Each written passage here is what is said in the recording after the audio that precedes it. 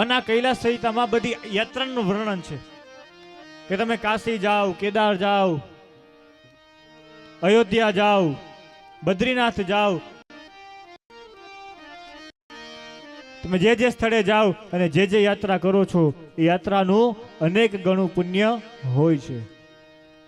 પણ મેં આગળ કીધું હતું કે થોડી કષ્ટી ભોગવો ની યાત્રાઓ, બાકી પછી આવું બધી સાહેબી ભોગવીને તમે યાત્રા કરો તો પછી યાત્રા કહેવાય નહીં. યાત્રામાં તમારા શરીરને કષ્ટ થવું જોઈએ તો યાત્રા ગણાય છે. અને પછી યાત્રા ક્યારે થાય? તો પેલા શરીર હાલતું હોય તો. અત્યારે સૌથી મોટી શરીરની ઉપાધિ કઈ?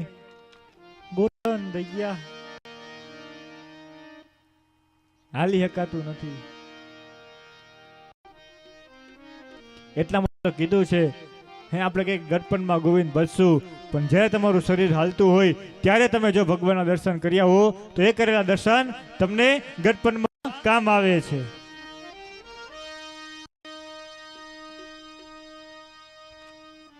બીજું યાત્રા કરવા માટે પાછું બાબુ પૈસા જોઈ ને, એના વગર તો યાત્રા થાય નહીં. તો આવી ભગવાને કૃપા કરી હોય, ભગવાનની કૃપા હોય તો તમે જરૂર યાત્રા કરજો. ત્યારબાદ છેલ્લે વાયવ્ય સંહિતા આવે છે, છેલ્લી સંહિતા. અને આ વાયવ્ય સંહિતામાં ભગવાન શિવે બોધ આપ્યો, ભક્તિ, જ્ઞાન, વૈરાગ્ય, શાસ્ત્ર એનું પ્રમાણ આપ્યું. પણ આ બધું ક્યારે મળે? તમને ભક્તિ ક્યારે પ્રાપ્ત થાય? તમને વૈરાગ્ય ક્યારે પ્રાપ્ત થાય?